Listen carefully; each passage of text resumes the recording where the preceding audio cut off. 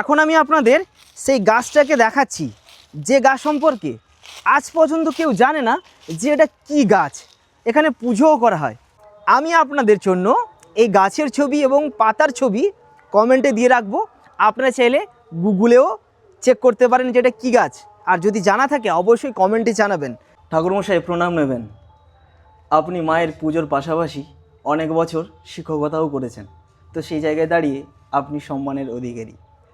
আজকের আমাদের এই ভিডিওর উদ্দেশ্য আমাদের এই লঙ্কেশ্বরী মায়ের ইতিহাস সম্পর্কে সমাজে বার্তাটা পৌঁছে দেওয়া। আমার কয়েকটা প্রশ্ন রয়েছে, সে প্রশ্নের উত্তর যদি আপনি দয়া করে দেন আমরা উপকৃত হব। এই মায়ের আবির্ভাব কিভাবে হয়েছে? মায়ের আবির্ভাব সম্পর্কে যে কথা প্রচলিত রয়েছে তা আমরা পূর্বাপর বা পরম্পরাক্রমেই শুনে আসছি।